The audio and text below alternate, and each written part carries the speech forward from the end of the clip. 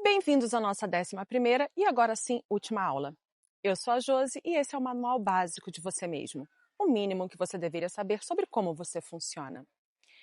Nessa aula, a gente vai conversar mais sobre como o nosso cérebro cria situações de fuga, que à primeira vista parecem confortáveis, mas que na verdade te colocam embaixo de um cobertor pesadíssimo. E se você não perceber, ele vai te sufocar cada vez mais. Os exercícios que eu vou passar nessa aula são mais direcionados para quem tem transtorno de pânico e agorafobia. Esse curso é um curso direcionado para quem tem transtornos de ansiedade. Nem todo mundo que tem problema com ansiedade tem problema com crises de pânico, mas muita coisa serve para todo mundo que tem transtorno de ansiedade. Mas para o final da aula a gente vai conversar sobre como manter daqui para frente o que você aprendeu na nossa jornada até aqui. Muitos mecanismos são análogos, como compulsão alimentar, vício em videogame, redes sociais, toque. São estratégias de fuga comuns em quem tem transtorno de ansiedade. Então, mesmo que você não tenha síndrome do pânico, assiste até o final e faça as anotações do que serve para você. Se você estiver chegando agora por aqui, essa é a última aula de um curso sobre manejo da ansiedade que está totalmente disponível de graça aqui no meu canal. É muito importante que você veja as outras aulas antes para entender o que eu vou falar aqui, principalmente a aula sobre sistema simpático e parasimpático. A gente vai conversar sobre os comportamentos de segurança, que são formas de tentar esconder o problema embaixo do tapete. Às vezes de uma forma óbvia e às vezes nem tanto. Imagina que você tem medo de falar em público porque uma vez, lá atrás, você falou alguma besteira e riram de você. Desde então, cada vez que você pensa em falar em público, o seu corpo recria a mesma sensação de vergonha. E para não sentir isso de novo, você evita falar em público. Uma pessoa pode ter tido um pico de estresse em uma estação de metrô e depois disso ela associou metrô com crise. E toda vez que ela entra em uma estação de metrô, ela começa a ter medo de ter outra crise. E é esse medo que faz com que o sistema de alarme dela dispare. Se você está em perigo, o seu corpo te prepara para se defender. Ou seja, aumenta a resposta do seu sistema simpático. E aí o que muita gente faz? Começa a ter o que a gente chama de comportamentos de segurança ou esquiva. Para entender o poder da esquiva, a gente precisa olhar para como o nosso cérebro aprende. A esquiva é mantida por um processo chamado reforçamento negativo. Quando uma pessoa ansiosa se depara com uma situação que causa medo, como nos exemplos que eu dei de fazer uma apresentação, andar de metrô, e decide evitar essa situação, ela tem uma redução imediata da ansiedade. Esse alívio rápido ensina para o cérebro que a fuga foi a atitude certa para se livrar do desconforto, viciando a pessoa em adotar o mesmo comportamento no futuro. Olha, a minha humana não fez a apresentação e não morreu. Ela não andou de metrô e não morreu. Então é isso que eu tenho que fazer, convencê-la a não fazer apresentações e a não andar de metrô. Tecnicamente, temos uma diferenciação entre fuga e esquiva. A fuga ocorre quando você reage a um evento que já está acontecendo, como ir embora no meio de uma festa porque o coração acelerou e você começou a pensar, preciso sair daqui. A esquiva tem a ver com ações para que o comportamento nem chegue a acontecer, como arrumar uma desculpa para não ir à festa. Geralmente, os comportamentos de fuga são aprendidos primeiro e depois eles se transformam em uma esquiva crônica. E por que a esquiva alimenta a ansiedade? Quando você evita uma situação, você perde a oportunidade de testar os seus pensamentos catastróficos no mundo real. O cérebro nunca consegue perceber que aquela situação não era realmente perigosa.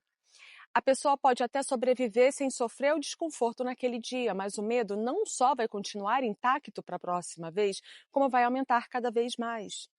Tudo que você repete, você fica bom. A gente vê a esquiva se manifestando de várias formas. Tem a esquiva óbvia, ela é comportamental, é física, direta. Quando uma pessoa falta ao trabalho ou recusa um convite para sair de casa. E tem esquivas mais sutis, quando a pessoa está fisicamente na situação, mas evita o contato real com ela. Pode ser desviar o contato visual durante uma conversa, ou engajamento excessivo no trabalho para não ter que lidar com brigas dentro de casa. Você também pode ter comportamentos de segurança. São ações ou objetos que a pessoa adiciona à situação para tentar prevenir uma catástrofe que ela está alimentando na cabeça dela. Como andar sempre com a cartela de remédios só para garantir, sentar sempre perto da porta de saída, precisar da companhia de alguém para sair de casa, carregar sempre um amuleto, porque você acha que é esse amuleto que vai impedir que algo ruim aconteça. Esses comportamentos sabotam a recuperação, porque você passa a acreditar que só sobreviveu ao evento porque você usou a sua muleta. Esse comportamento de segurança pode vir, como a gente já conversou, pela via dopaminérgica.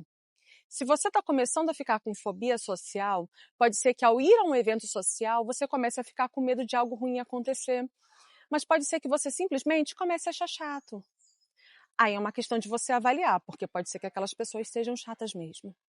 Mas se todo o evento social fora de casa para você é chato, se todas as pessoas que não fazem parte do seu convívio íntimo começam a ficar chatas, isso pode ser o início de uma fobia social. Isso é medo de interagir com as pessoas, e se você não fizer nada a respeito, esse medo vai crescer. Eu conheço pessoas que ficaram anos sem conseguir sair de casa. Outro exemplo é o perfeccionismo. Esse foi durante muito tempo a maior pedra no meu sapato. Vem sempre acompanhado de confabulações. Muita gente acha que perfeccionismo é uma coisa boa, mas no contexto psicológico não é. Eu estou falando de um perfeccionismo que te impede de agir. Você acha que nunca está pronto para começar nada. Você arruma desculpas, se esconde atrás de um excesso de planejamento. Você quer escrever uma palestra sobre um assunto que está super em alta, mas mesmo você dominando muito bem o assunto, tem um livro novo de um tal autor que tem a ver com o tema e você quer ler, porque pode ser que tenha alguma coisa nesse livro que complemente a sua palestra. Só que você lê o livro e nesse livro o autor cita um outro autor e agora você precisa ler os 2 livros desse outro autor antes de escrever a sua palestra. Aí quando você está lendo o livro desse segundo autor, ele fala de uma técnica específica e agora você acha que você tem que fazer o curso dessa técnica nova e o tempo vai passando e o assunto da palestra vai caindo no esquecimento e a palestra não sai do papel. Procrastinação vai pelo mesmo caminho. Em alguns casos é uma estratégia de fuga para não lidar com a incerteza do que vai acontecer se você fizer aquilo. Às vezes tem uma coisa que você sabe que vai causar uma mudança que você quer muito na sua vida, mas parece que algo te trava. É como se sempre aparecesse alguma outra coisa que sequestra a sua atenção e te impede de agir. Você senta para estudar e do nada agora você precisa muito arrumar o guarda-roupa, que já está bagunçado há meses. Mas de repente você precisa arrumar ele agora. Sua mente morre de medo do incerto, ela foge de incertezas como o diabo foge da cruz. Se você passa em uma prova que muda a sua vida, isso pode te expor a novos perigos que a sua mente não tem como prever. Lembra, o seu cérebro evoluiu para te manter vivo, não para te fazer feliz. É mais seguro arrumar o guarda-roupa. Mais alguns comportamentos de segurança. Ser muito dependente da opinião de outras pessoas, você não faz nada sem pensar no que fulano ou ciclano vão pensar. Fuga de atenção, como toda vez que você entra em um túnel ou uma ponte que você tem medo de passar, você faz algum jogo mental para distrair a sua atenção, como contar as placas, por exemplo. Ou cantar uma música mentalmente enquanto você está no elevador, para você tentar não estar lá. Criar rituais. Quando sente o coração acelerar, a pessoa precisa imediatamente sentar e tomar um copo de água com açúcar, senão ela acha que vai ter um ataque cardíaco. Isso porque em algum momento essa pessoa sentiu o batimento cardíaco acelerar, sentou, tomou um copo de água com açúcar e não morreu. Mas não morreu porque não ia morrer mesmo. Se ao invés de tomar um copo d'água essa pessoa tivesse tomado um todinho, ela não ia morrer da mesma forma. Só que agora o comportamento de segurança seria tomar um todinho toda vez que o coração acelera. Porque na cabeça dela, o que fez ela não morrer quando o coração acelerou foi o todinho. Isso cria uma confirmação falsa de que o perigo é real e que o pior não aconteceu porque ela teve o comportamento de segurança. Nossa, menina, quase morri. Se eu não tivesse tomado todinho a tempo, quero nem pensar o que teria acontecido. Algumas pessoas têm distrações compulsivas. Elas estão sempre ouvindo música com fone de ouvido, ou vendo série, jogando videogame. Tem que estar sempre conversando com alguém só para não correr o risco de focar nas sensações ruins que a ansiedade traz. Principalmente antes de dormir, porque é muito comum os pensamentos catastróficos virem antes de dormir. Aí a pessoa precisa ver TV até apagar, precisa ver vídeo no celular até apagar. Tem gente que dorme com o celular na mão. Quanto mais você busca o conforto de não se expor àquela situação sem fugir, fazendo o seu comportamento de segurança, mais a sua mente vai entender que fugir é a melhor forma de te manter seguro. E cada vez mais o seu cérebro vai acionar mecanismos para te convencer de que ter medo é importante e vai fazer com que a sua percepção de que aquilo é incômodo cresça cada vez mais. Você precisa perceber que o seu medo é exagerado, por mais que nesse momento você tenha certeza de que não é. Se você está ansioso, acredita em mim. Você está com óculos que te faz ver os óculos maiores do que eles realmente são e que te fazem se ver menos capaz de resolvê-los do que você realmente é. Você consegue olhar pela janela de manhã, essa quantidade de luz é normal para você. Agora imagina uma pessoa que ficou presa em um quarto completamente escuro durante um ano. Se alguém abrir a janela, a quantidade de luz para essa pessoa vai ser insuportável, vai machucar os olhos. Alguém que não passou pela privação de luz que essa pessoa passou, vai olhar aquilo e vai achar que é frescura. Vai falar, gente, é só a luz do dia, normal, todo mundo consegue olhar pela janela, que exagero. Não é frescura. Essa pessoa não consegue lidar com a quantidade de luz toda de uma vez, porque para ela não é mais a quantidade de luz normal. O normal dela agora é o escuro. O padrão do que é normal para ela mudou e o corpo dela se adaptou. Com a esquiva acontece a mesma coisa. Você vai evitando fazer certas coisas e vai acostumando a não fazer essas coisas. O seu normal passa a ser a evitação. Aí quando você vai fazer o que antes era normal, agora é muito difícil. Não é frescura, é porque você está desacostumado. O seu corpo acostumou a não passar por essas situações. Aprendeu que o normal é fazer um desvio para não ter que lidar com aquilo. Seu corpo é muito bom em se adaptar, ele foi feito para isso. Ele sempre vai otimizar processos e se ajustar para manter um padrão da melhor forma possível. Transtorno de ansiedade é treino. Você não acordou uma terça-feira de manhã com transtorno de ansiedade. Você foi ficando estressado um dia após o outro, o seu corpo foi se acostumando, foi se moldando, foi se ajustando, foi ficando bom nisso. Uma pessoa não acorda uma terça-feira de manhã com fobia social. Ela começa saindo mais cedo das festas, depois começa a arrumar desculpa para não ir nas festas, aí começa a arrumar desculpa para não ir no supermercado, começa a achar que está todo mundo olhando para ela, que vai ser assaltada. Daqui a pouco, essa pessoa não consegue mais sair de casa, porque o normal dela se deslocou. Lembra da aula de sistema dopaminérgico? Que eu desenhei uma linha do que é prazeroso para você e os perigos de deslocar essa linha? Aqui acontece a mesma coisa. A sua linha do que é considerada uma situação segura se deslocou. Agora a gente vai entender o que é e o que não é uma crise de pânico. Uma crise de pânico é um desconforto súbito e intenso. Pode ter um gatilho que você conhece, como uma pessoa que sabe que tem crise de pânico toda vez que ouve o barulho de carro freando bruscamente, por exemplo. Ou pode ser desencadeada por uma pequena alteração física, tão pequena que às vezes você nem percebe conscientemente. Por exemplo, quando você tem uma aceleração no batimento cardíaco. Às vezes você empurrou um sofá dentro de casa, o batimento cardíaco acelerou um pouquinho e isso desencadeou uma crise. E você nem associa essas duas coisas, porque para você não faz sentido nenhum você ter tido uma crise de pânico só porque você empurrou um sofá. E aí você acha que foi do nada. Mas agora você vai entender por que não é do nada. Esse desconforto da crise de pânico inclui aumento do batimento cardíaco, respiração rápida e curtinha, pernas tremendo, sensação de que está perdendo o controle do próprio corpo, tontura, enjoo, desconforto no estômago, sensação de que vai ficar louco. Da mesma forma que o seu corpo foi treinado para evitar o desconforto e que sua mente percebeu que quando você foge do desconforto, isso de certa forma funciona como uma proteção, reforçando a ideia de que fugir é a melhor opção, você agora precisa mostrar para o seu corpo que os sintomas que você sente numa crise de pânico são normais. Apesar de desconfortáveis, você não vai morrer disso. O transtorno de pânico começa quando você tem uma crise nervosa por alguma razão. Você estava estressado porque você tinha uma dívida que não tinha dinheiro para pagar, ou teve um acidente de carro, um parente seu estava muito doente, ou você ficou preso num elevador. Essa crise nervosa é um pico dos sintomas que a gente viu na aula de simpático e parasimpático. Eu não vou repetir tudo aqui porque a gente já viu quais são e por que cada um deles acontece. Mas durante uma crise, o sistema simpático dispara de uma forma muito intensa e muito rápida. As sensações que isso causa no seu corpo são muito desconfortáveis, muito intensas. E a gente já viu que quando uma emoção é muito intensa, o seu cérebro e o seu corpo guardam a memória dela de uma forma muito especial. Afinal, se você sentiu aquilo de uma forma tão intensa, deve ser algo importante. A partir dali, você fica muito atento a qualquer coisa que possa vir a ser uma crise nervosa se repetindo. Você fica o que a gente chama de hipervigilante. A gente chama isso de ansiedade antecipatória. Você fica prestando muito mais atenção nas alterações do seu corpo. Só que o corpo de todo mundo passa por alterações durante o dia. Quando uma pequena alteração acontece, você está tão atento a ela que ela parece enorme para você.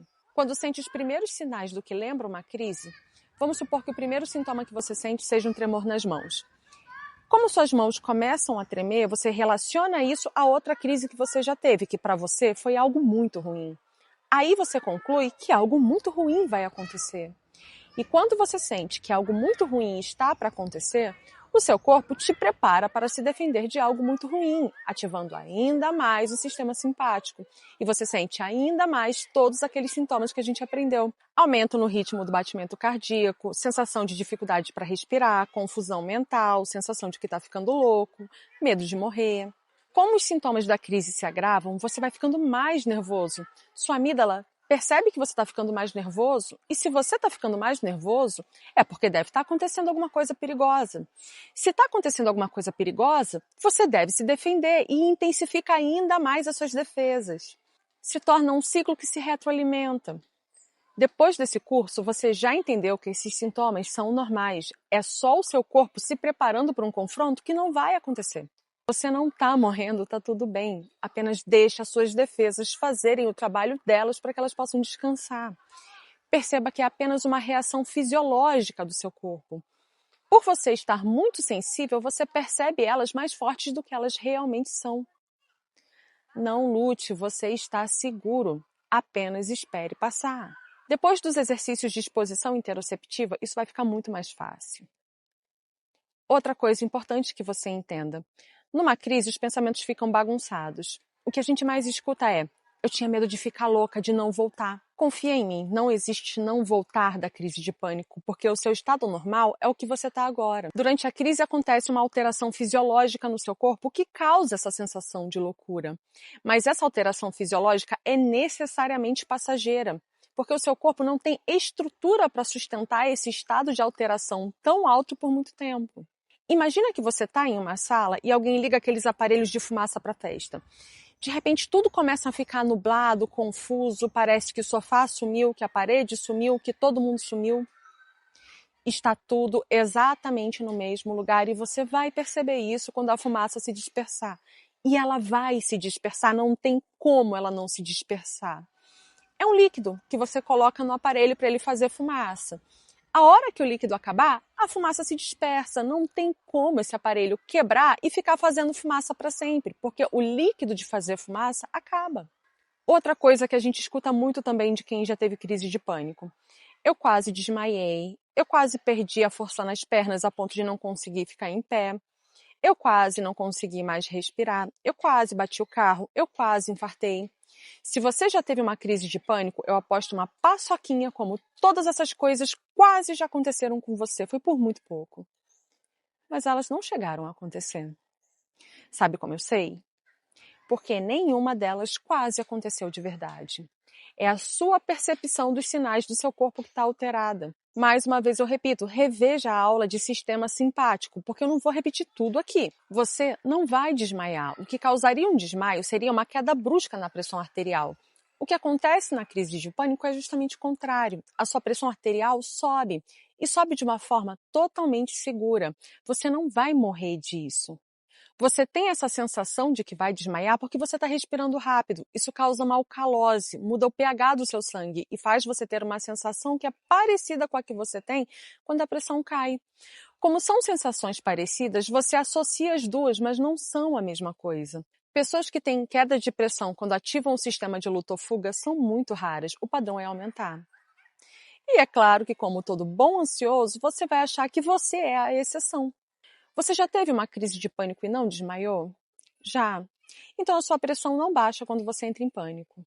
Tem uma exceção, que eu vou citar aqui porque pode ser o seu caso, aí você vai desmaiar e vai vir aqui me xingar porque eu falei que você não ia desmaiar e você desmaiou. Se chama sícope vasovagal. Acontece com aquelas pessoas que têm fobia de sangue, elas não podem ver nada relacionado a sangue e agulha que desmaiam. Isso acontece porque essas pessoas têm uma ativação muito rápida do nervo vago. Aquele lá que a gente já estudou, que é ativado quando a gente ativa o sistema parasimpático, mas é uma reação perfeitamente normal. A pessoa pode perder a consciência, mas ela volta rapidamente, sozinha, sem nenhum tipo de sequela. Ninguém morre de ver sangue. O seu corpo está acostumado a funcionar de uma determinada forma. A maior parte do controle voluntário é feito pelo seu córtex. Essa área está acostumada a ter o controle. A crise de pânico acontece quando dispara um alarme falso, e esse alarme falso começa a alimentar ele mesmo. A amígdala dispara e o sistema nervoso autônomo libera uma carga alta de adrenalina e noradrenalina, muito rápido. Lembra da aula de sistema 1 e 2? Seu sistema de defesa primitivo toma as rédeas da situação e age muito rápido, causando todas aquelas alterações que a gente viu na aula de simpático, preparando você para uma luta corporal. O seu córtex pré-frontal, que é lógico, meio que não percebe isso no momento que está acontecendo, porque ele é mais lento. O que ele percebe é que aconteceram várias alterações no corpo, e ele interpreta essas alterações do jeito errado. Ele interpreta que, como todas essas mudanças aconteceram de uma hora para outra sem um motivo aparente, afinal não tem nenhum leão aqui, alguma coisa estranha deve estar acontecendo que está tirando o controle dele. E isso não é verdade. Aconteceram todas essas alterações, mas o seu córtex motor, que é quem tem o controle voluntário, continua funcionando perfeitamente. Os músculos grandes, como as suas pernas, por exemplo, começam a tremer, porque eles estão recebendo uma quantidade maior de sangue para ter mais força para lutar ou fugir. Mas o seu córtex recebe a informação de que suas pernas estão tendo um movimento que não passou por ele, e isso não é normal. E ele interpreta que ele não está mais no controle, mas ele está. É o contrário. Suas pernas não estão fracas em uma crise de pânico, elas estão mais fortes. Essas alterações se dão justamente porque elas estão preparadas para sair correndo. A sua sensação de fraqueza e falta de controle nas pernas é só um erro de interpretação do seu córtex pré-frontal. Você não vai perder a força nas pernas, você não vai perder o controle do seu corpo. Seus sistemas motores estão muito bem, obrigado. Você tem a sensação de que o seu coração está explodindo no seu peito e ele não está. É que você está mais sensível às reações do seu corpo. Lembra quando a gente conversou sobre a visão de túnel?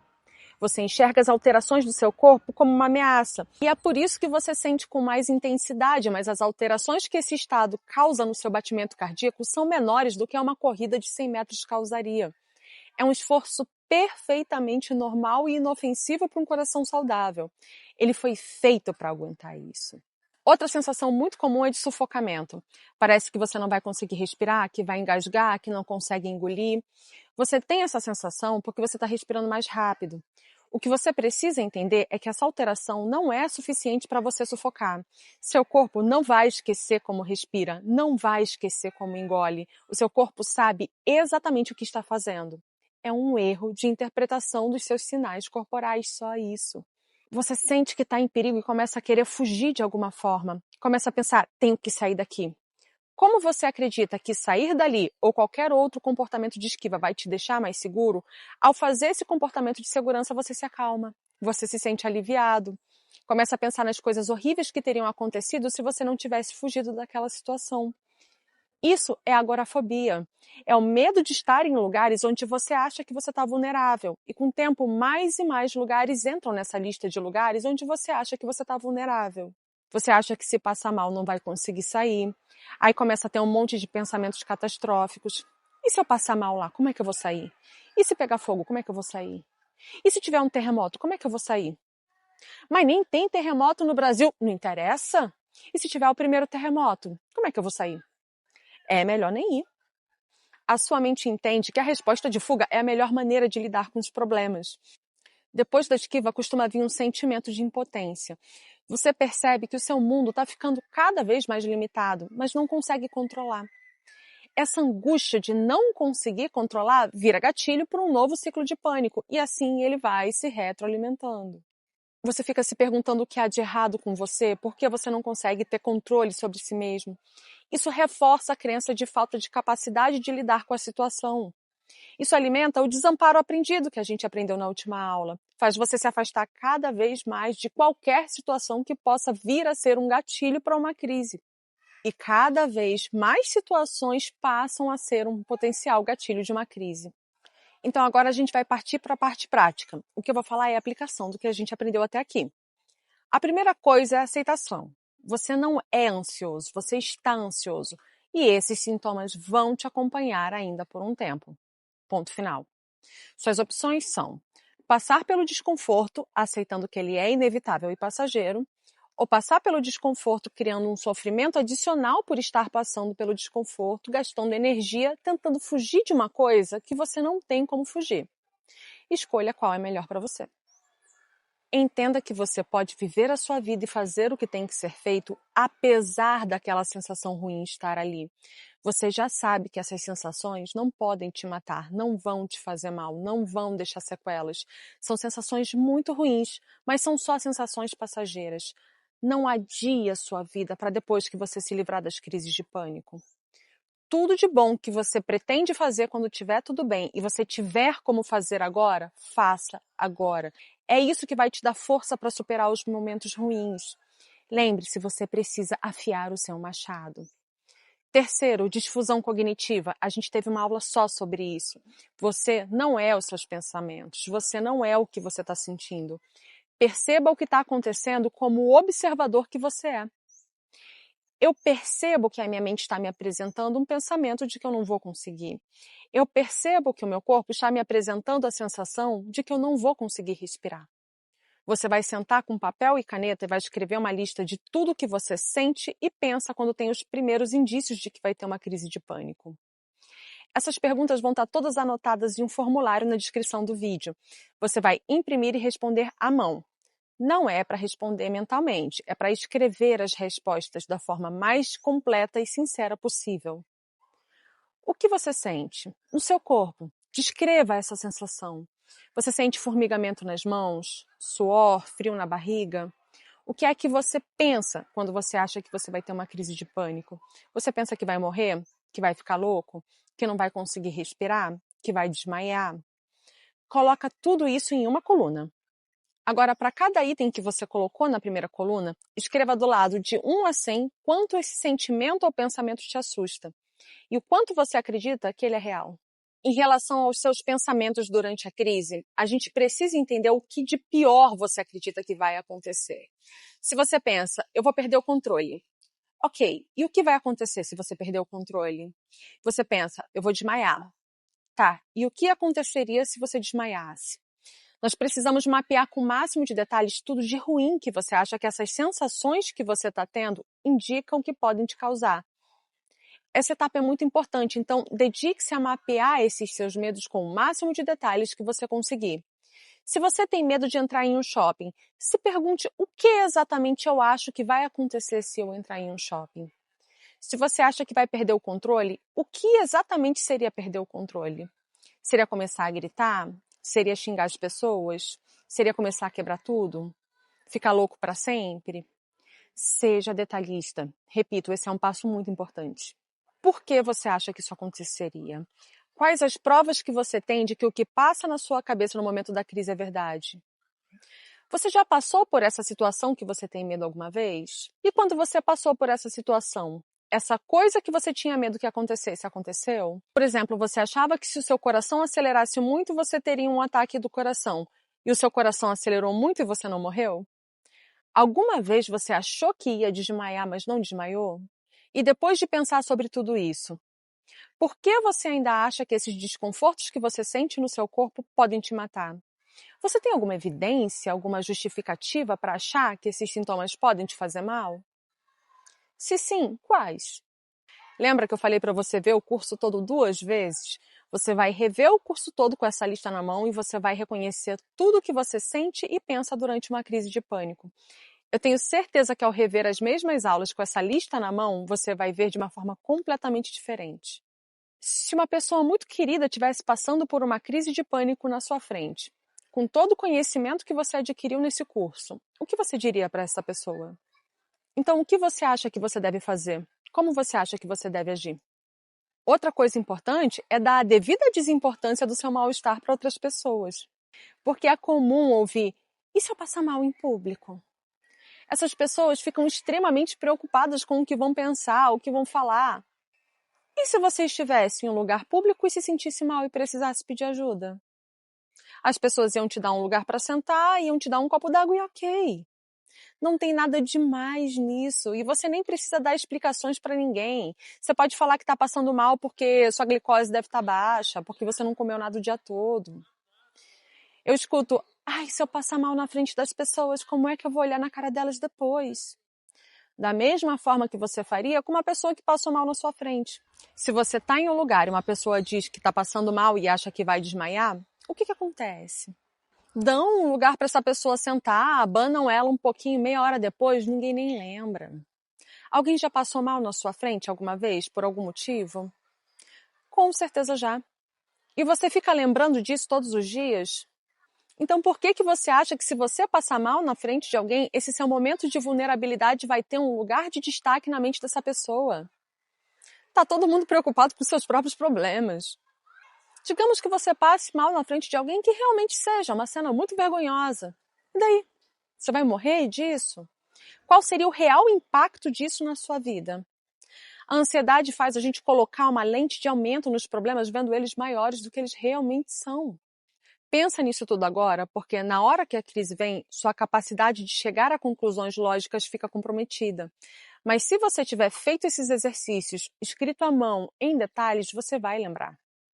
Se o que faz a crise escalar é o medo das sensações físicas que a crise provoca, a gente precisa desfazer a associação entre sensações físicas que você tem em uma crise e algo perigoso. A gente tem que tornar essas sensações familiares. A gente vai fazer isso em um ambiente controlado, onde você se sinta seguro. Assim você vai ter evidências reais de que essas sensações físicas são normais do corpo humano. Essa exposição às sensações do corpo são o que a gente chama de exposição interoceptiva. Não adianta só saber racionalmente que são reações normais, você precisa sentir.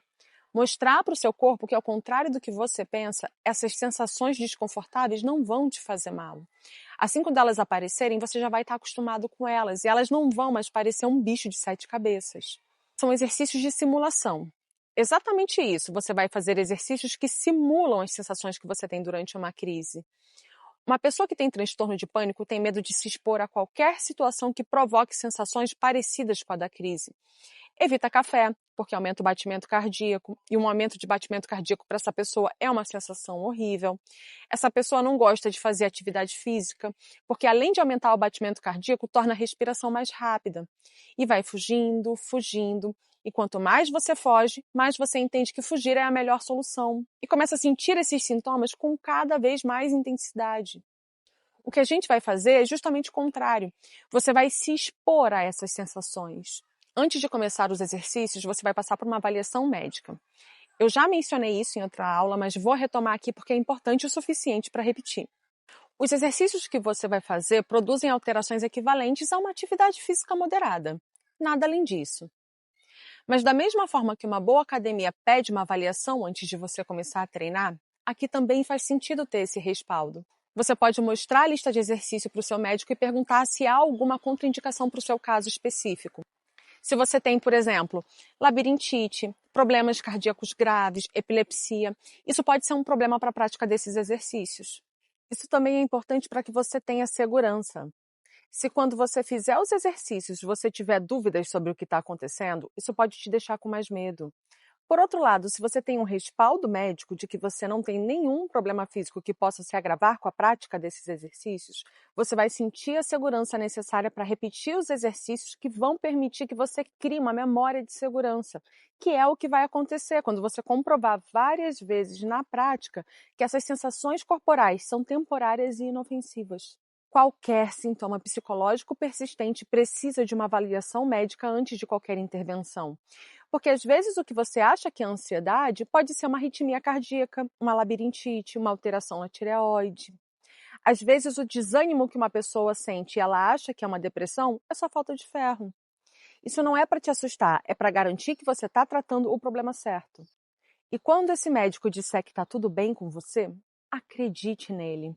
É muito comum a gente ver pessoas com transtorno de ansiedade e síndrome do pânico fazerem exames no coração, os resultados serem normais e esse paciente não acreditar. Isso acontece porque a interpretação que o seu cérebro está fazendo dos sinais do seu corpo está exagerada. Você tem certeza que algo está muito errado, porque os sinais que você sente no seu corpo são muito fortes, são muito claros. Então é muito comum o paciente não se conformar com o diagnóstico.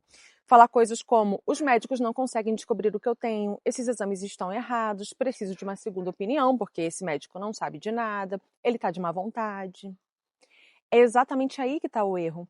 Uma sensação forte de que algo está errado não é evidência de que algo realmente está errado. Nesse caso, é evidência de que o seu sistema de interpretação está exagerado. E é isso que a gente vai trabalhar. Se você se identificou com essa descrição, você já foi ao médico, já fez exames e ainda não conseguiu acreditar que está bem, isso não é um sinal de que você não deve fazer esses exercícios. É um sinal de que você é exatamente a pessoa que precisa fazer. Mais um ponto antes de começar. Esses exercícios foram desenvolvidos para um momento de relativa estabilidade, não para um momento de crise aguda. Então, antes de fazer, passa também por uma avaliação de um profissional de saúde mental.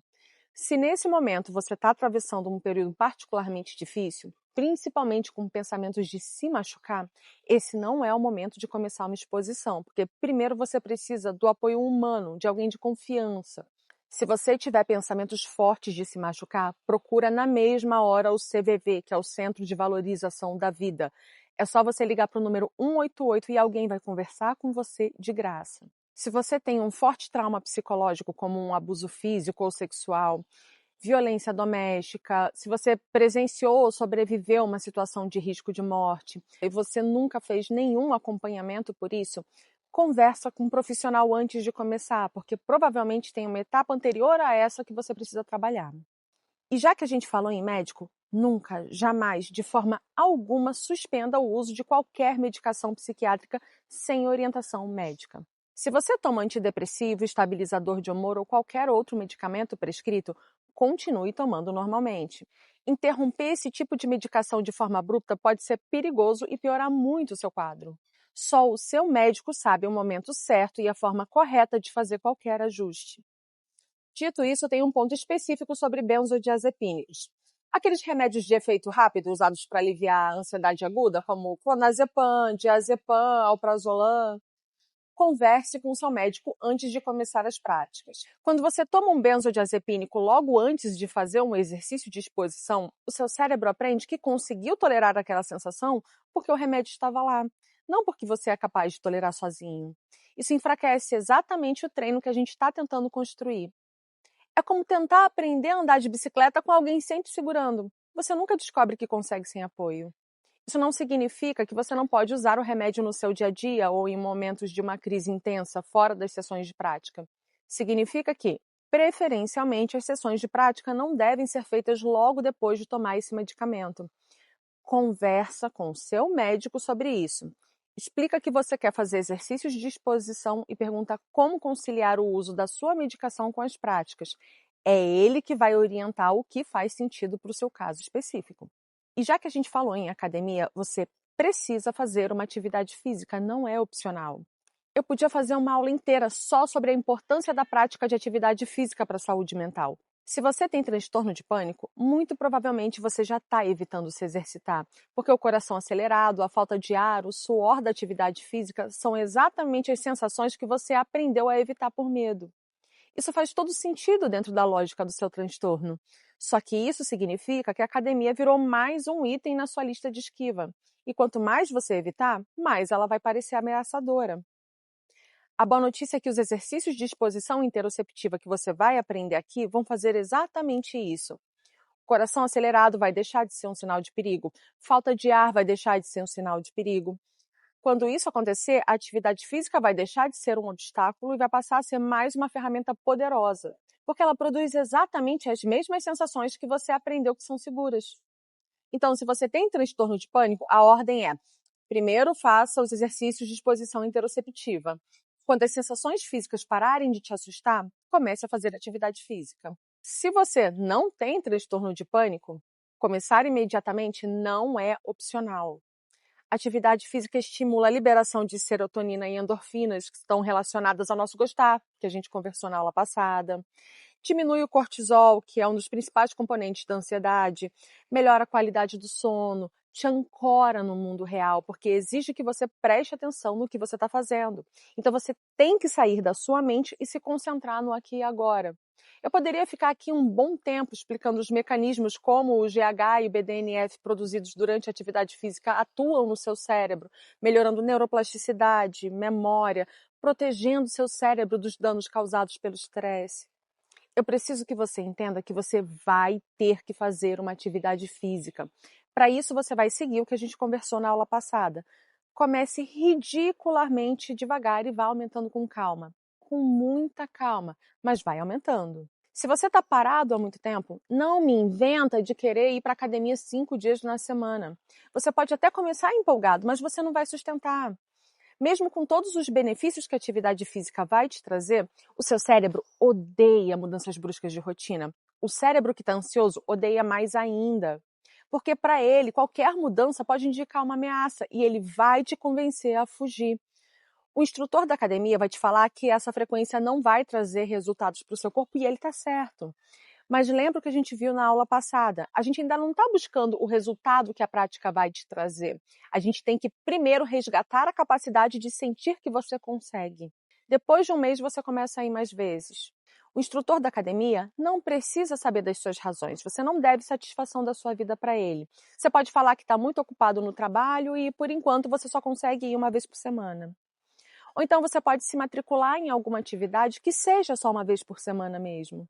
Você só não pode acomodar nessa rotina mínima. Ela tem que ir aumentando.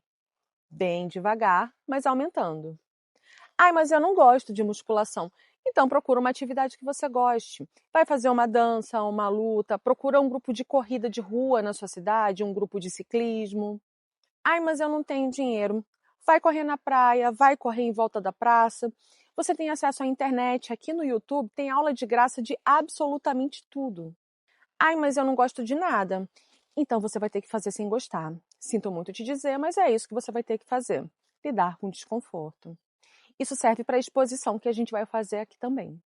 Eu aposto que a ansiedade também te traz muito desconforto. Chegou a hora de você escolher com qual desconforto você quer lidar. Mas eu já vou te adiantar uma informação. O desconforto da exposição tem esse formato aqui. É uma montanha.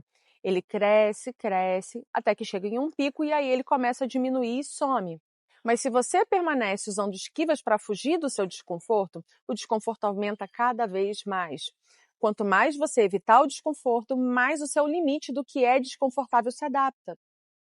Imagina que você está dentro de uma bolha. Encostar nas paredes dessa bolha é desconfortável. Aí você encolhe para não encostar na bolha. Só que quando você faz isso, a bolha encolhe também. Aí você encolhe de novo para não encostar na bolha. E ela se ajusta.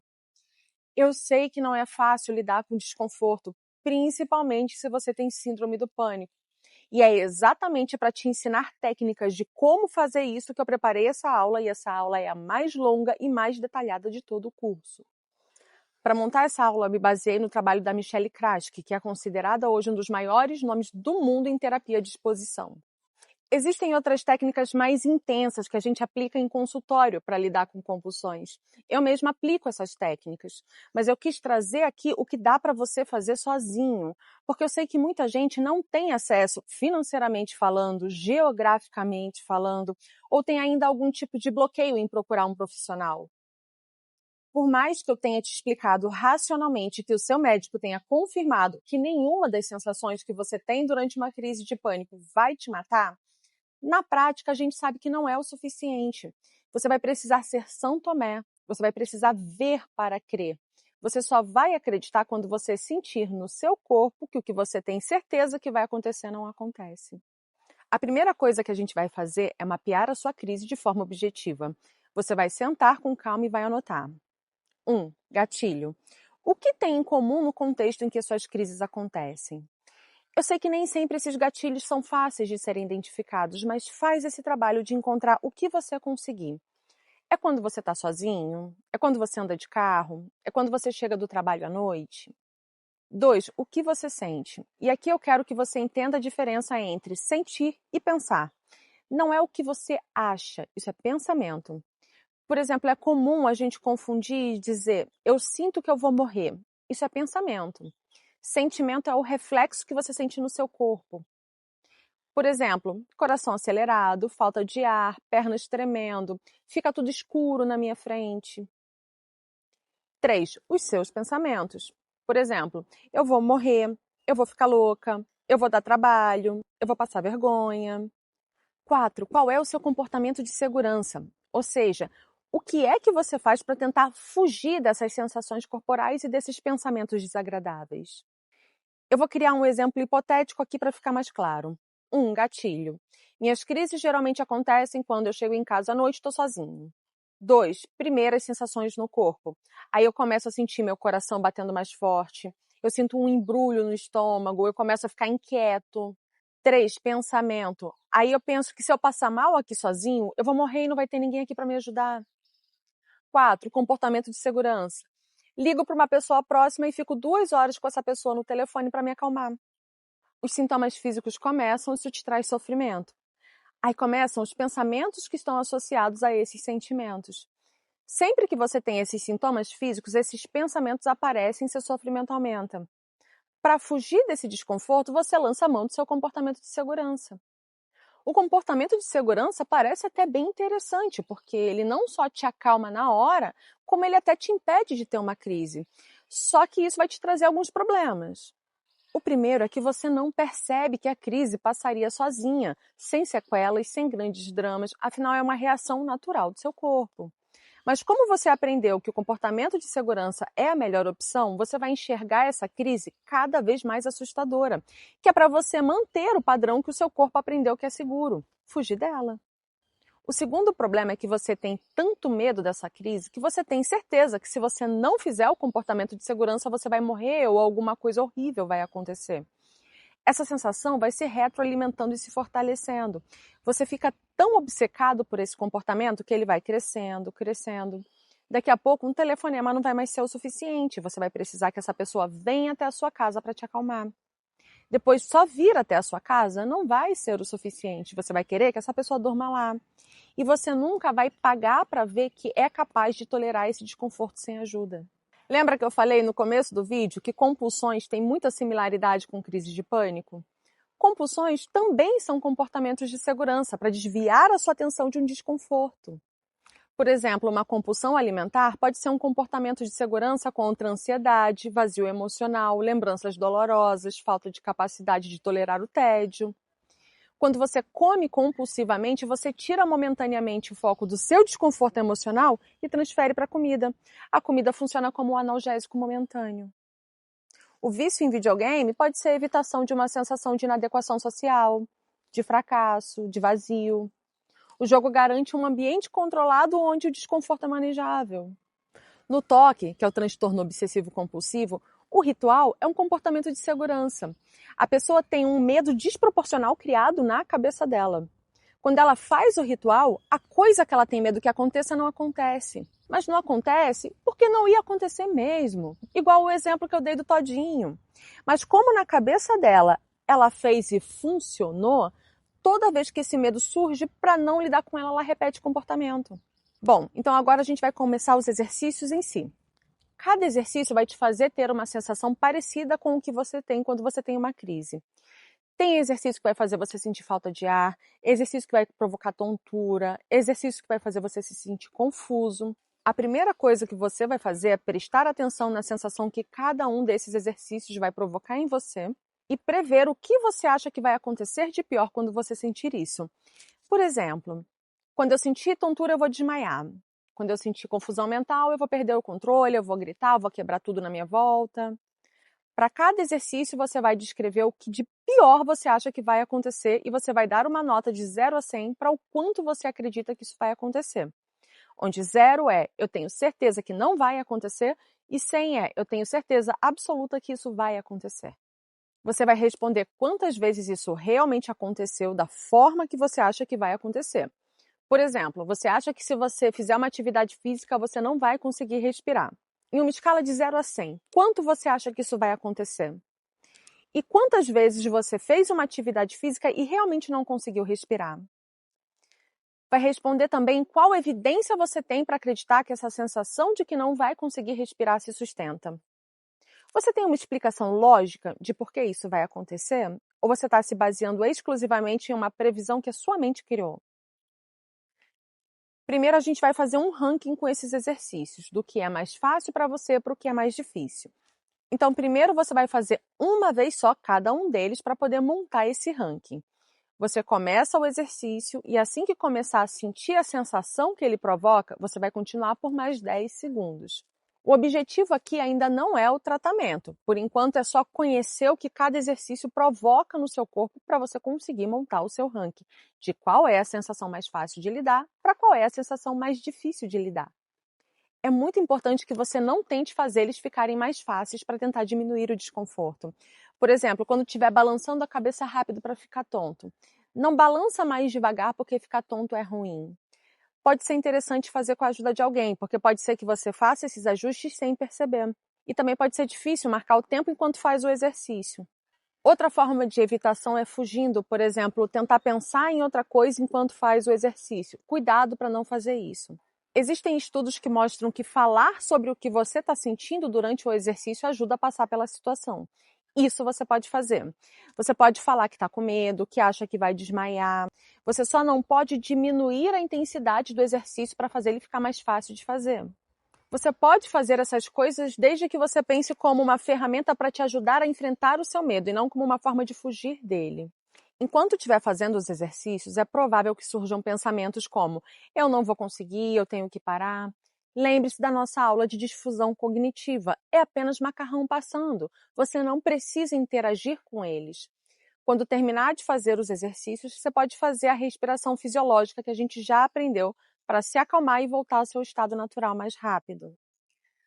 Para cada exercício, depois que você fizer uma série, você vai responder essas perguntas. De 0 a 100, quanto esse exercício te lembra uma crise de ansiedade? De 0 a 100, quanto esse exercício é desconfortável? Você vai escrever detalhadamente o que você sentiu e o que você pensou fazendo cada um deles. O que você tinha medo que acontecesse? Aconteceu? E o que isso quer dizer? Fazendo uma série de cada exercício, você vai conseguir identificar qual é a sensação que mais te causa medo.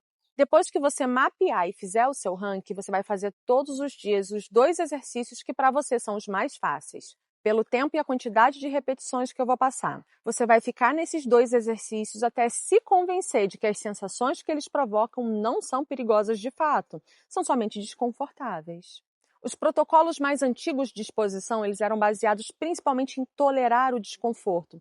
A lógica era tipo, aguente ficar 1 minuto fazendo tal exercício para se acostumar com essa sensação. Os protocolos mais modernos para esse tipo de exposição gradual, que é o que eu estou ensinando para vocês, porque é o melhor que vocês conseguem fazer sozinhos, a abordagem é diferente. Se chama exposição com violação de expectativa. O mais importante aqui, como o nome já diz, é você perceber que a expectativa que você tinha de que algo horrível aconteceria quando você sentisse os sintomas da crise, não aconteceram. Que esses sintomas são, sim, muito ruins, muito desconfortáveis, mas eles não são perigosos e eles passam. Por isso, veja os tempos sugeridos para cada exercício apenas como uma referência, não como uma regra rígida. O objetivo é provocar uma sensação que costuma te gerar medo e observar o que acontece depois.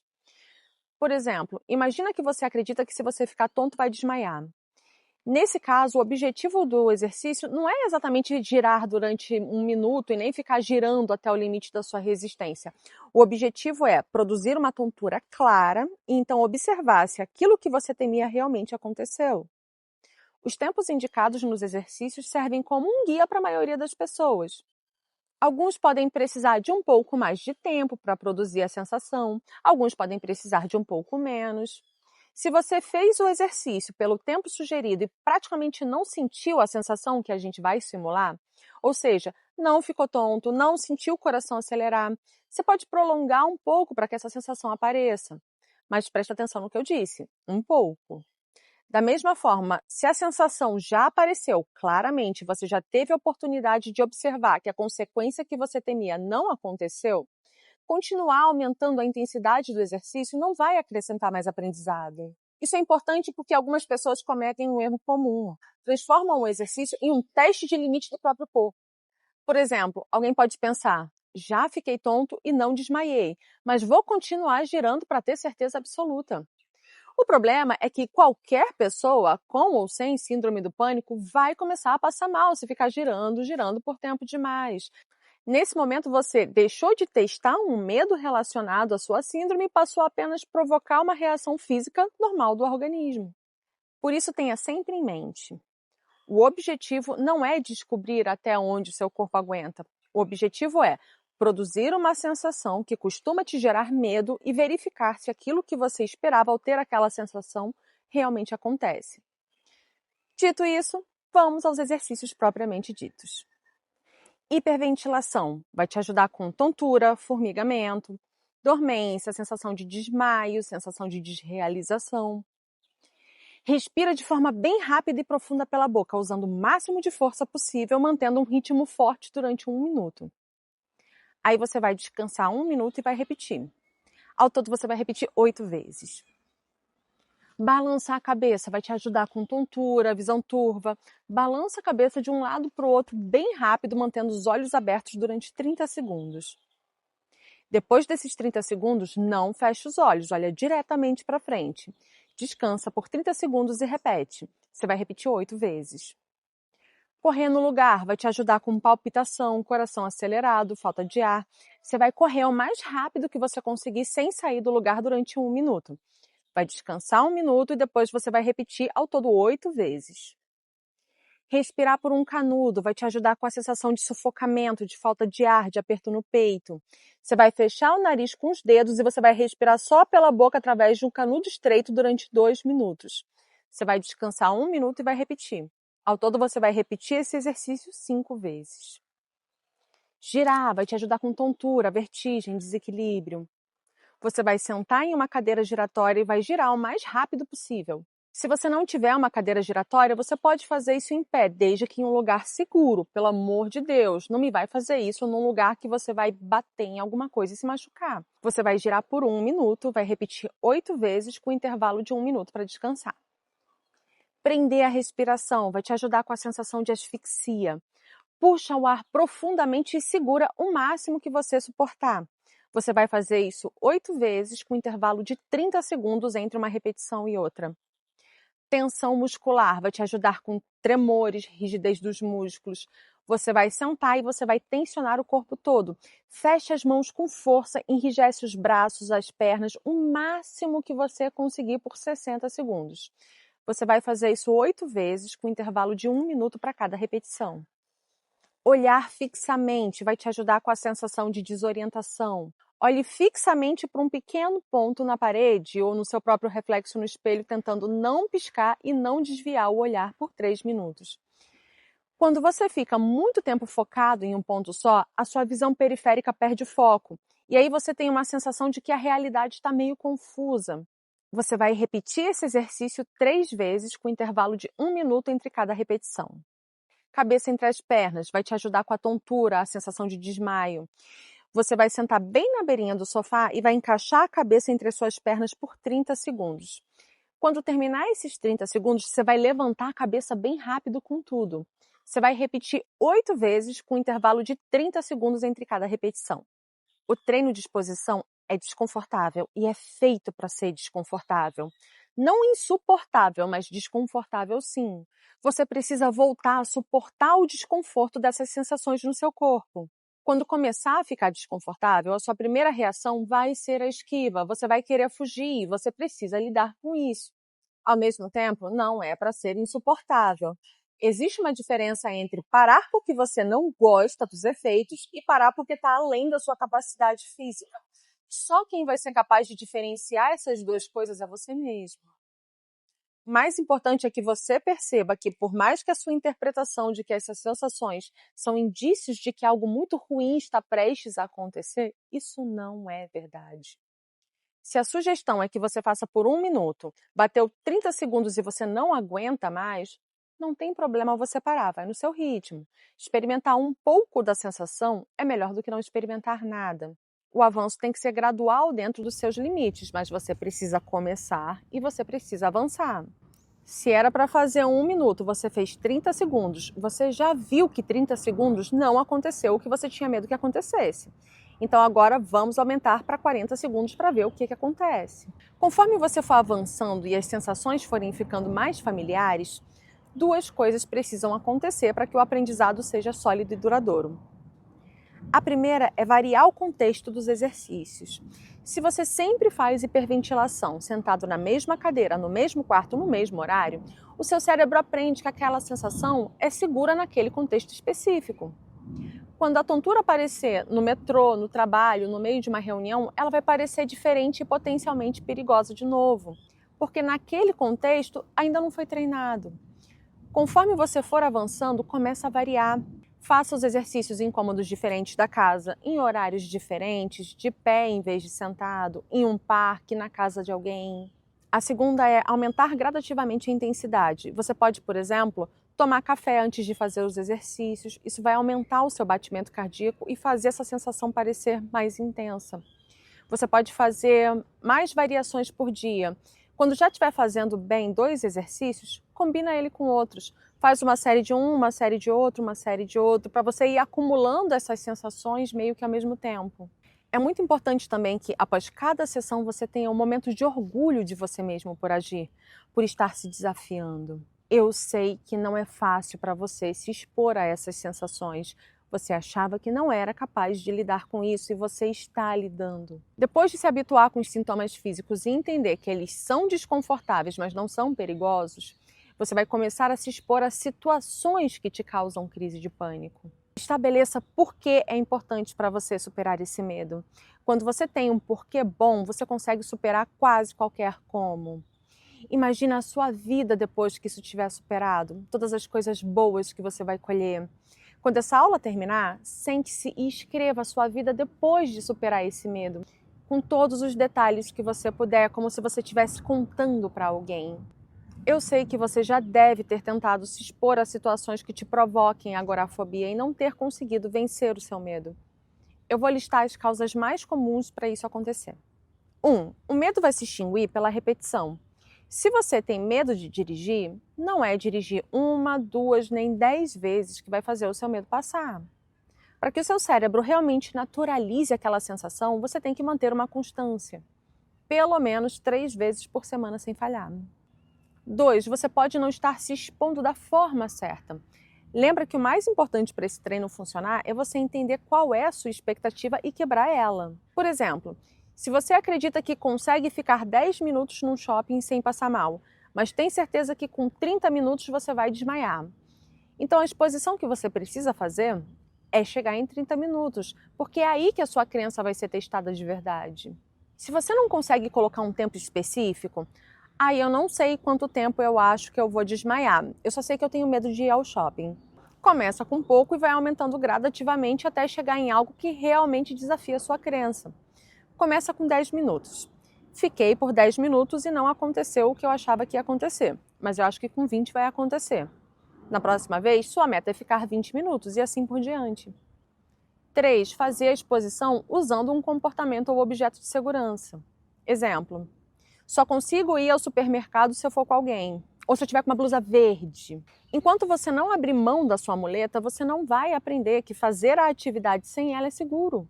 Você vai fazer da mesma forma que os exercícios de interocepção. Definir o que de pior você acha que vai acontecer e em quanto tempo você acha que vai acontecer. Pensando logicamente, quais as chances disso realmente acontecer? E se acontecesse, como você lidaria com isso? Você vai criar uma história onde essa coisa acontece e você consegue lidar com a situação da melhor forma possível, com o máximo de detalhes. Imagina, por exemplo, uma situação onde você está fazendo compras no supermercado e de repente começa a sentir os primeiros sintomas de que vai entrar em pânico. Se imagina tendo uma crise mesmo. O mais importante aqui é simular você lidando com a situação depois que ela acontece, descrevendo o quanto foi chato, o quanto foi desconfortável, mas que você não morreu. Imagina como se você estivesse escrevendo o roteiro de um filme. Sabe quando uma coisa ruim acontece com o protagonista, ele lida com a situação e a vida segue? Senta com papel e caneta e escreve o roteiro da sua vida onde o seu medo se concretiza, você supera e a vida segue. Faz isso não só para crise de pânico, mas para qualquer medo que você tenha. O foco da história é o depois da coisa acontecer, ok? Você vai escrever como se tivesse acontecido no passado. O dia em que eu tive a minha pior crise de pânico fazendo compras no Carrefour. Era uma quinta-feira, eu tinha ido ao supermercado para fazer as compras da semana, por aí vai. Nessa história que você está criando, a sua crise aconteceu bem no começo. O foco é o auge da crise e principalmente o que acontece depois. Por que esse exercício é importante? Lembra que a gente conversou sobre essa curva aqui? O desconforto vai aumentando, aumentando, chega ao ápice e então ele vai diminuindo até que tudo volta ao normal. Quando você está ansioso, você tem uma tendência a dar um zoom nessa área aqui. Então o desconforto fica mais evidente porque você está prestando mais atenção nele e você perde a visão do processo inteiro, que vai ser ruim, vai ser desconfortável, mas vai passar. Você fica preso nesse trecho aqui. Vem até aqui, comportamento de segurança, volta. Vem até aqui, comportamento de segurança, volta. Ao invés de passar pelo ápice do desconforto e constatar que ele diminui. Nessa história, você escreve sobre o dia em que você não fez o comportamento de segurança, a crise veio e ela passou, e você não morreu. A vida seguiu. Você precisa treinar essa visão da curva inteira. Eu dou muito exemplo de shopping e supermercado porque são exemplos comuns em quem tem agorafobia. Mas vale para qualquer outra situação, como dirigir, pegar elevador. Se você quer ficar 1 hora dentro do shopping, mas fica com muito medo e vê que você não vai conseguir ficar 1 hora, não desista, não vá embora. Você pode sair do shopping, respirar, se acalmar e então voltar para o shopping para completar a sua 1 hora. Se por acaso você tiver ido ao supermercado e no meio das compras você começou a se sentir mal, você pode parar, pedir ajuda, falar para o funcionário: oi, eu não estou me sentindo bem, você pode me ajudar? Eu queria sentar um pouco. Não precisa dar detalhes, você pode estar se sentindo mal por N motivos. Senta, respira, descansa, toma uma água, comenta da vida da Virgínia, toma o tempo que for necessário para você se acalmar e então volte às compras. Vai ser desconfortável e vai permanecer desconfortável por um tempo. Pode ser que você repita o comportamento que você tem medo várias e várias vezes sem que o desconforto diminua. E é assim mesmo. O seu objetivo não pode ser fugir do desconforto. O seu objetivo tem que ser mostrar para o seu cérebro que esse desconforto não é perigoso. Conforme o seu cérebro vai percebendo que essas sensações de desconforto não são perigosas, ele vai alocando menos recursos para lutar contra elas e elas perdem a intensidade. Uma situação que pode acontecer e que é importante você estar preparado. Se no meio do mercado a crise realmente vier muito forte, coração disparado, pernas tremendo, sensação de que vai desmaiar, tudo isso ao mesmo tempo com muita força. Primeiro, você já sabe o que é isso, você estudou esse mecanismo, você já sentiu versões disso nos exercícios de exposição interoceptiva. Você sabe que é uma reação fisiológica passageira que não vai te fazer mal. Agora é hora de aplicar isso tudo na vida real. O que você vai fazer? Para. Não sai correndo, não larga o carrinho e vai embora, não se desespere. Para onde você estiver e encosta em alguma coisa para se ancorar no aqui e agora. Uma parede, uma prateleira, um corrimão. Mantenha os olhos abertos e o pé no chão. Vou repetir porque é importante. Mantenha os olhos abertos e os pés no chão. Não tente controlar a sensação. Não tente fazer ela ir embora. Não tente respirar de um jeito especial que você viu no Instagram. Só espera. O pico de uma crise de pânico dura pouquíssimos minutos. O seu corpo não tem combustível para sustentar essa intensidade por muito tempo. Você sabe disso. Ela vai passar. Enquanto espera, lembra, você não vai desmaiar, você não vai perder o controle, você não vai morrer. Você está sentindo exatamente o que você já treinou para sentir. Espera passar. Quando a intensidade começar a cair, e ela vai cair, faz uma pausa para se reorganizar e volta. O que você não pode fazer é ir embora enquanto o medo está no pico, porque aí seu cérebro vai entender que fugir é a melhor opção. Se você realmente não estiver conseguindo fazer essa etapa da exposição, pode ser que alguma dessas coisas esteja acontecendo. Se você colocou como objetivo ficar 1 hora no shopping e com 8 minutos você não consegue ficar lá dentro de jeito nenhum porque você acha que alguma coisa horrível tá para acontecer, o seu objetivo ainda não é ficar 1 hora, é se desafiar a ficar 10 minutos. Começa com pouco. O importante é você ir testando e aumentando. Começa com pouco, vê que é seguro, aumenta, vê que é seguro, aumenta.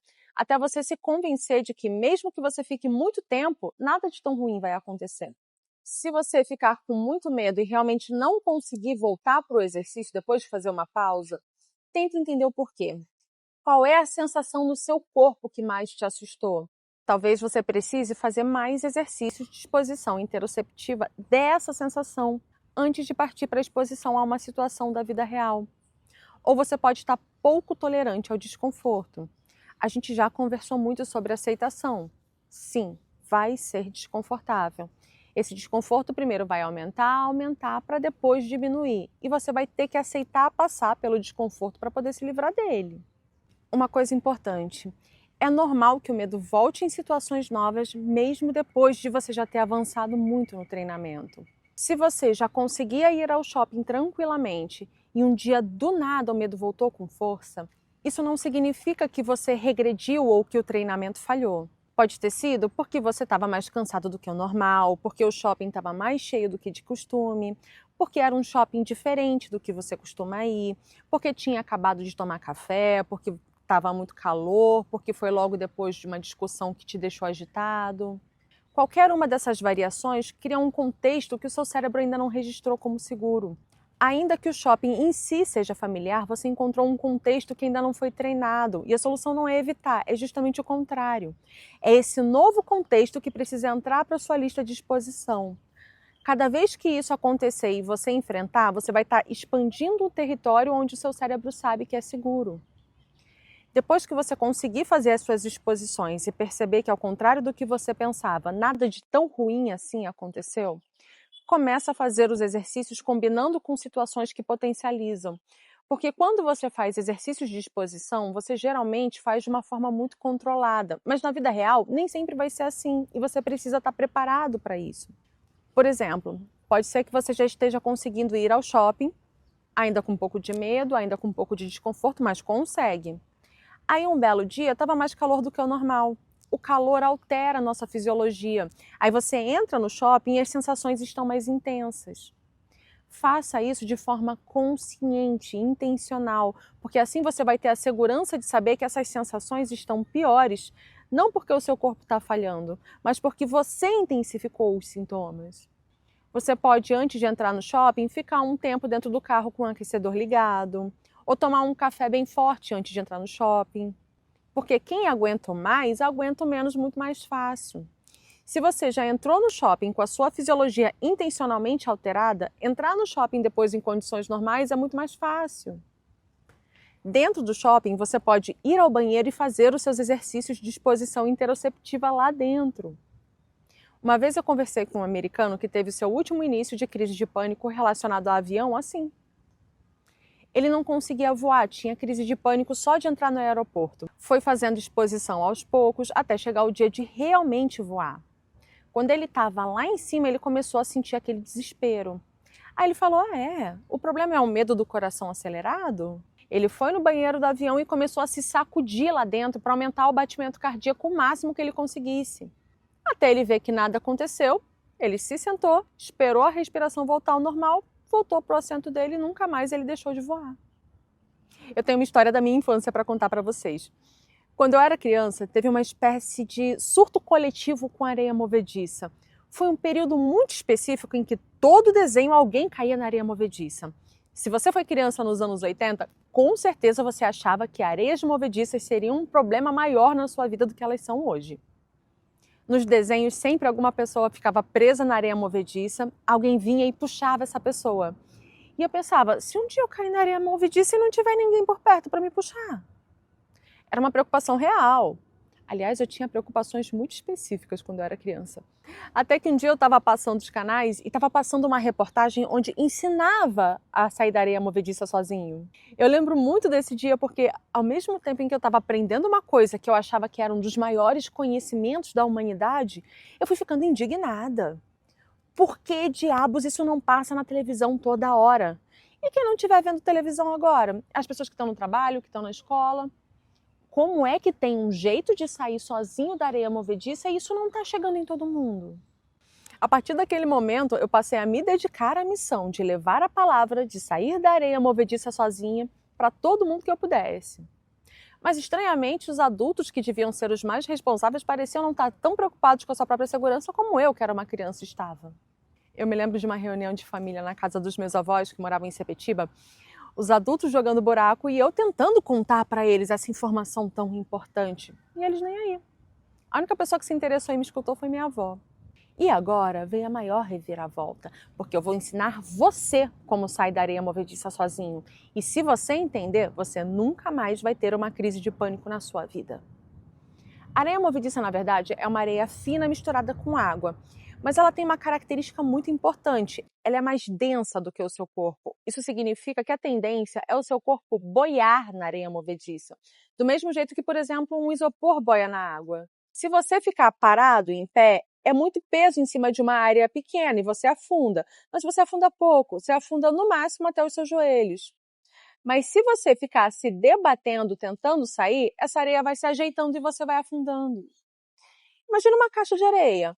Se você quiser afundar os seus dedos nela, a melhor forma não é forçando para baixo, é mexendo os dedinhos. Você vai ajeitando a areia para os dedos entrarem. Se você estiver preso até a cintura na areia movediça, pare de tentar sair que você vai boiar naturalmente. Não tão rápido quanto um isopor na água, mas a própria areia movediça expulsa o seu corpo de dentro dela naturalmente. E aí você vai se arrastando para fora. Pare de querer controlar. Relaxa e deixa a natureza fazer o seu trabalho. Quanto mais você tentar lutar contra a areia movediça, mais você vai se afundar nela. Uma vez, há muito tempo atrás, eu me deparei com um post no Facebook de uma moça falando sobre um livro que ela disse que mudou a vida dela. Ela não saía de casa há anos e depois desse livro ela se curou das crises de pânico. Eu comecei a pesquisar mais a respeito e eu achei outras pessoas que também tinham tido resultado com esse livro. Eu achei bom demais para ser verdade. Fui atrás do tal livro e é esse aqui, Vencendo o Pânico Sem Drogas. A gente que entende do assunto, ao ler um livro desse, consegue fazer a engenharia reversa e entender o que está acontecendo muito facilmente. Nesse livro, basicamente o que o autor faz é dar uma esfera religiosa para a crise de pânico. Ele fala que a crise de pânico é uma espécie de presente de Deus para você, porque você é especial, você é um escolhido. Para quem é muito religioso e acredita nessa narrativa, realmente o problema está resolvido. Porque você para de achar que você está tendo uma crise de pânico porque algo ruim, perigoso está acontecendo. Pelo contrário, você é um escolhido e os sintomas da crise de pânico são porque Deus está tocando você. Então você acredita que essa palpitação, essa falta de ar, são reflexos da sua alma sendo tocada pela presença do Espírito Santo. Se você é uma pessoa extremamente religiosa e acredita nessa história, você vai sentir medo da sua crise? Não vai, pelo contrário, na hora que a crise vier, você vai ficar tão feliz, tão grato, que seu sistema de defesa vai desarmar. Você acredita que não existe perigo, e se não existe perigo, não tem por que você se defender. Esse livro até hoje é um grande dilema ético para mim. Eu não consigo ter uma opinião formada sobre ele, porque ao mesmo tempo em que eu sei que é uma grande enganação, eu não tenho como negar que funciona. Não pelas razões que ele coloca. Ele cria uma história que nem é tão convincente assim, mas se você acredita, você perde totalmente o medo da sua crise. E como agora você já sabe, o que alimenta a sua crise é o medo que você tem dela. Quanto mais você tenta fugir, mais intensa ela fica. Quando você entende que ela não pode te fazer mal, o medo se vai e as crises acabam. Agora, para terminar, eu tenho uma série de perguntas que eu quero não só que você se faça agora, como que você anote em um papel e guarde esse papel com você. Cola na geladeira, em qualquer outro lugar que você tenha certeza que você vai reler essas perguntas de tempos em tempos. Não só quem tem síndrome do pânico. Todo mundo que assistiu todas as outras aulas vai entender profundamente o que cada uma dessas perguntas quer dizer. Responder essas perguntas de tempos em tempos vai te ajudar a manter o que a gente aprendeu na nossa jornada até aqui. Será que eu estou intolerante demais ou preocupado demais com sensações que são naturais do meu corpo? Será que eu estou sendo duro e exigente demais comigo mesmo? Se fosse uma pessoa que eu amo passando pela mesma situação, o meu julgamento seria diferente? Será que eu acostumei tanto com situações que me fazem mal e me irritam, a ponto de ficar procurando notícias e situações que me fazem mal e me irritam, seja na internet, na televisão, em grupos do WhatsApp, mesmo sabendo que isso vai alimentar cada vez mais a minha ansiedade? Será que eu estou abraçando todos os pensamentos que me são apresentados pela minha mente como se fossem verdade absoluta, sem questionar?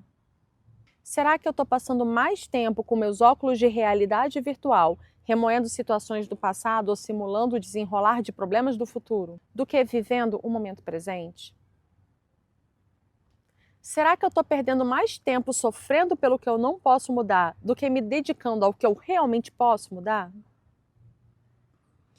Será que eu estou tão focado somente nos problemas a ponto de excluir todas as atividades que me dão prazer, mesmo sabendo que são as atividades que me dão prazer que vão me permitir ter força e clareza para passar pelas adversidades?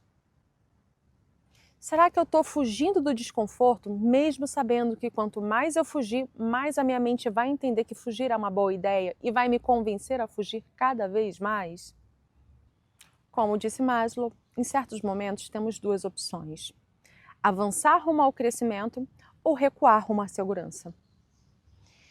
Esse curso foi muito importante para mim, porque eu procurei passar tudo o que eu queria que alguém tivesse me explicado quando eu passei pelo momento que você está passando agora. As principais técnicas possíveis de você fazer sozinho foram cobertas aqui. Eu espero do fundo do meu coração que esse curso tenha mudado a forma como você enxerga e principalmente como você lida com a ansiedade. E não se esqueça, quem entende como o cérebro funciona, controla a própria vida.